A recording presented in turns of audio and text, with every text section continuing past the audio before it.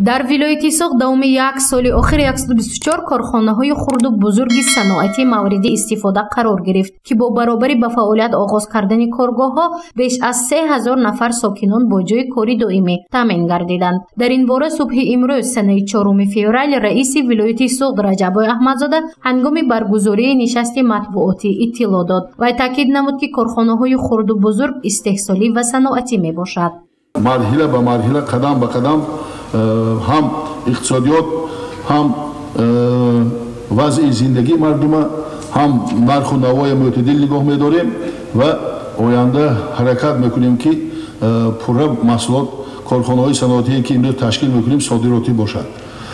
мана рӯзҳои наздик дар ноҳияи Бобоҷон Ғафуров Ширечи тоҷик ки ҳамин ба қариб 15 корхонаҳои саноатӣ масолаи сохтмон саноати сабук аз Туркия ҳамин ширеча ворид мекарданд.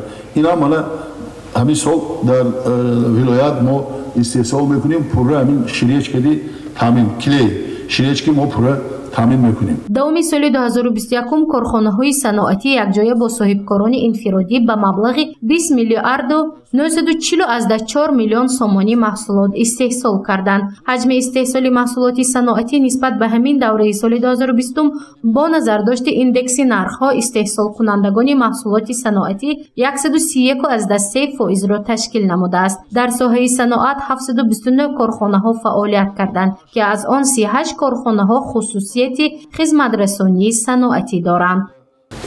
дар соли 2021 ҳаҷми истеҳсоли маҳсулоти саноатӣ ба 20 миллиарду 944 миллион сомонӣ расонда шуд ки нисбат ба соли 2020 бо нархҳои муқоисавӣ 3 миллиарду 428.3 миллион сомонӣ зиёд мебошад.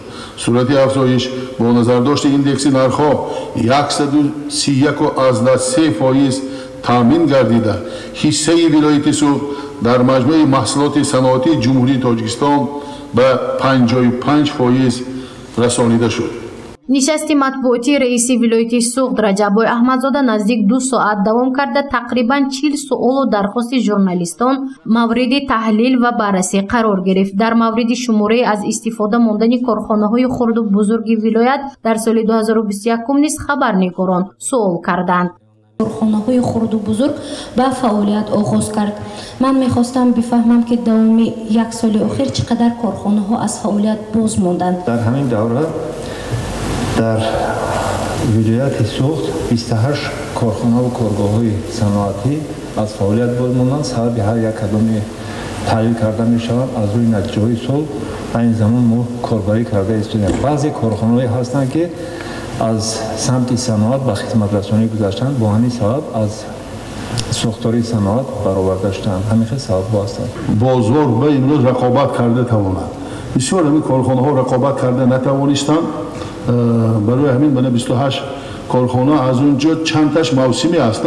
12 корхонаи мавсимӣ ва 10 корхонаҳое ки имрӯз рақобат карда натавонистанд аз фаъолият муваққатан боз монданд аз ҳисоби баъзи болоравии нархҳо ва мин баъд имрӯз самти бояд фаъолияташон дигар кунанд ва боз ба соли 2022 дастгирӣ мекунем ки бо фаъолияташонро оғоз кунем. дар нишасти матбуотии раиси вилояти Суғд Раҷабой Аҳмадзода тамоми хоҷагиҳои халқи вилоят мавриди баррасӣ қарор дода шуд. соҳаҳои макроиқтисодиёт ва молия, саноат, кишоварзӣ, чорвопарварӣ, хоҷагии ҷангал, сохтмони асосӣ, нақлиёт, бозори меҳнат ва музди меҳнат, пардохти нафақапулӣ ва кӯмакпулиро таҳлил намуданд. кормандони воситаҳои ахбори омма ба суолҳои худ посухҳои мушаххас гирифтанд. мавзӯъҳои дигари нишасти матбуотии раиси вилояти Суғдро дар бахшҳои минбаъдаи барнома дигар бора мавриди таҳлил қарор медиҳем.